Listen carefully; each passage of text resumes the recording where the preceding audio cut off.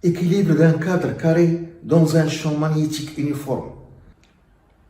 Un cadre carré indéformable, MNPQ, est formé par un fil conducteur enroulé sur du carton.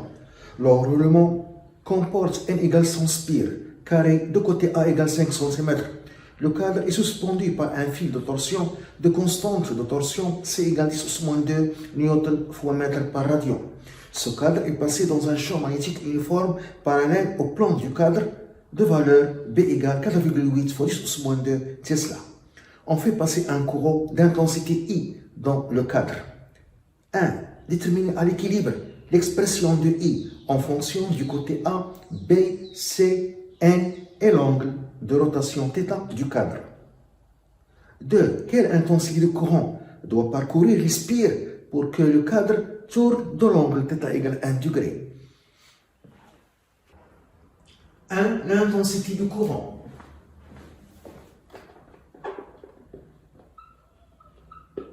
L'intensité I du courant.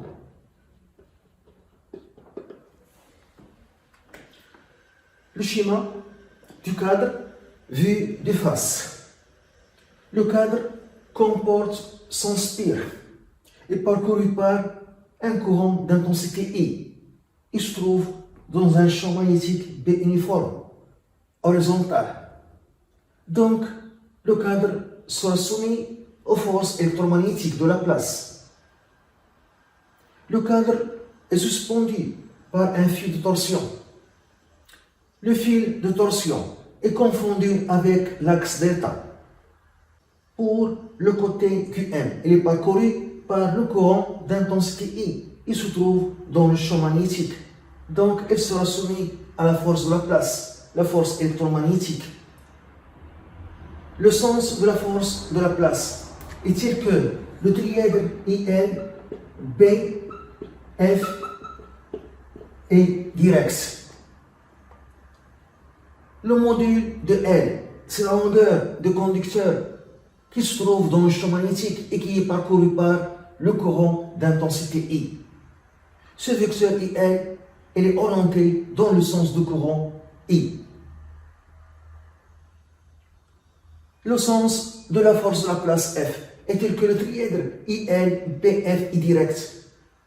On applique la règle des trois doigts de la main droite pour dessiner le sens de la force de la place F. Le pouce représente le vecteur IL. L'index représente le vecteur champ magnétique et le majeur représente la force électromagnétique de la place. Cet ordre est appelé triangle direct. Et la direction de la force de la place est perpendiculaire au vecteur champ magnétique et au vecteur IL. On applique ici la règle des trois doigts de la main droite. IL vers le bas, le sens de I. B vers la droite, donc F vers l'avant. Donc, le sens de la force de la place, c'est vers l'extérieur de la feuille. Le vecteur force de la place, c'est vers l'œil. On le représente par un point. Notez F1. Pour le côté NP, le sens de IL vers le haut, B vers la droite, F vers l'intérieur de la feuille, vers l'intérieur du tableau. On représente le vecteur par un croix. Notez F2. Pour le côté PQ, le conducteur est parallèle au vecteur champ magnétique, donc pas de force de la place. La même chose ici, le conducteur est parallèle au vecteur champ magnétique, donc la force de la place est nulle. L'intensité de la force de la place, F1, est égale. Ici, on a un spire. Donc ici, on a un conducteur. Un côté, son côté. Donc N fois I fois la longueur de ce côté qui est A fois B. L'intensité de F2 égale La même chose, le cadre est formé de inspire, s'inspire. Donc ici, on a son côté qui est grand N, fois I, fois la longueur du conducteur du côté NP, qui est A, fois la valeur du champ magnétique B. On voit que les deux forces, F1 et F2, ont la même intensité et des sens opposés, et le droit d'action sont parallèles. Donc, elles constituent un couple qui tend à faire tourner le cadre d'un angle θ par rapport à l'axe θ. Ici, on a le schéma vu de côté. Sous l'effet du couple F1-F2, couple électromagnétique, le cadre tourne d'un angle θ. Donc le fil sera tordu. Et lorsque le fil est tordu de torsion, il applique un couple de torsion. De moment, MC est égal à moins C fois θ. θ, l'angle de rotation, c'est la constante de tension du fil de tension. Ici, le fil a deux actions. Il a une action, il applique une force R qui s'oppose au point, et le couple de torsion de moment MC est égal à moins θ lorsqu'il est tordu. Maintenant, dans cette position, pour les côtés PQ et NM, on cherche la force de la place. F3. Son sens, nous avons IL a pour sens le sens de I.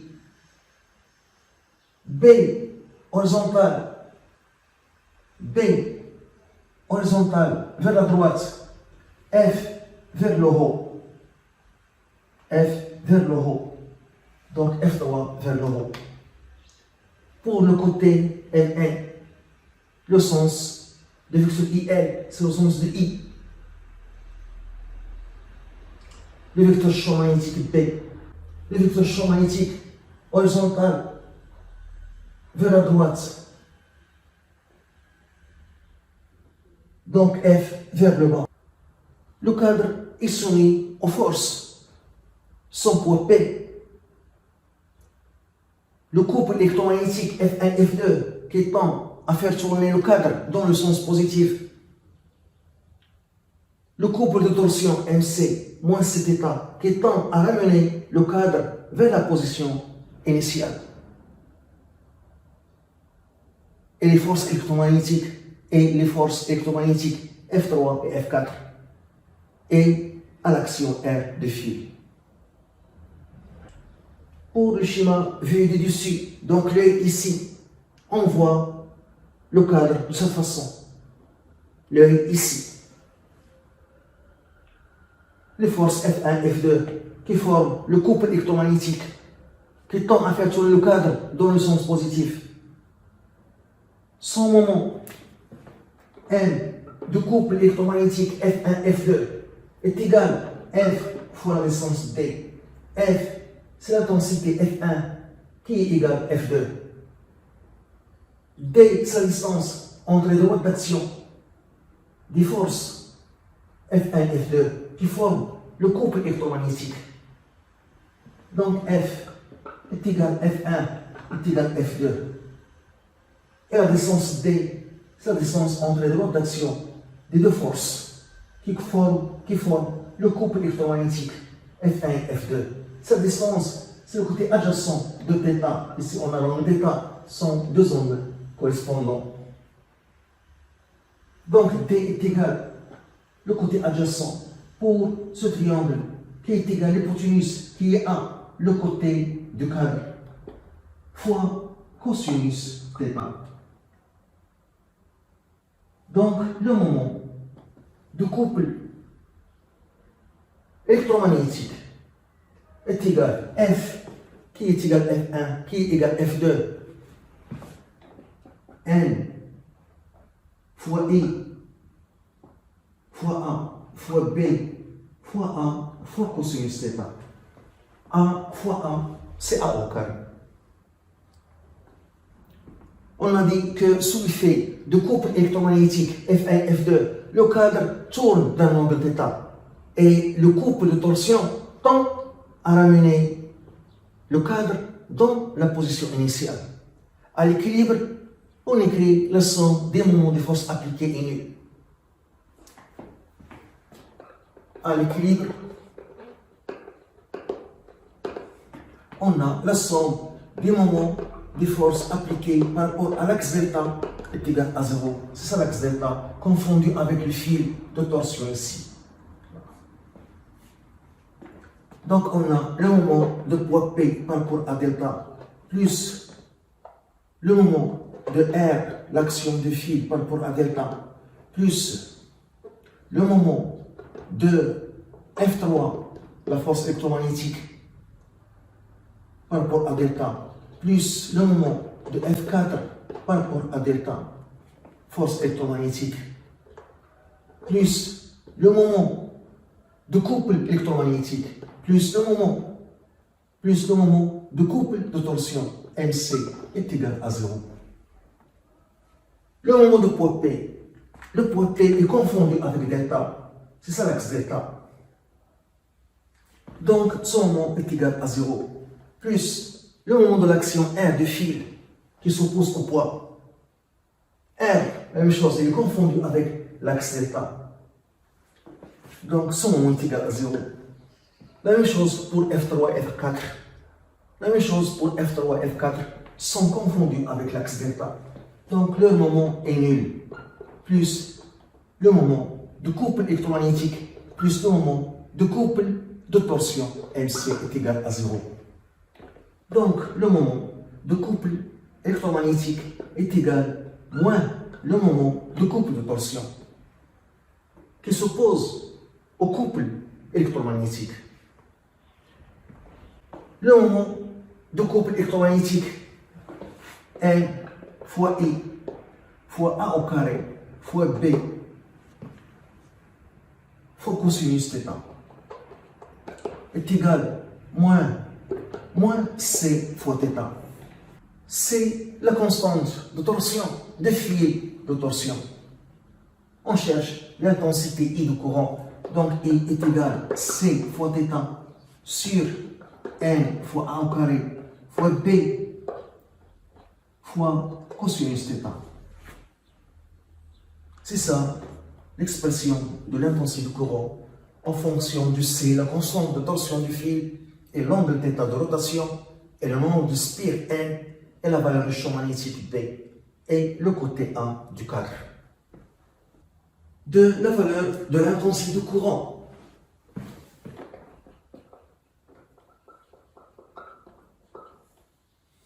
La valeur de I. Application numérique. Application numérique. I est égal C 10 moins 2. θ 1 degré. Il faut faire la conversion en radian. Donc fois pi qui est égal à 3,14 sur 180 degrés sur grand N sans spire à 5 cm en mètre fois 10 moins 2 au-dessus au carré. B 4,8 fois 10 moins 2 fois cosinus de 1 degré I égale. On trouve 1,45 fois 10 moins 2 ampères. L'intensité du courant I égale 1,45 fois 10 moins 2 ampères. C'est l'intensité du courant qu'il faut faire circuler dans le cadre pour que le cadre tourne d'un angle θ égale 1 degré.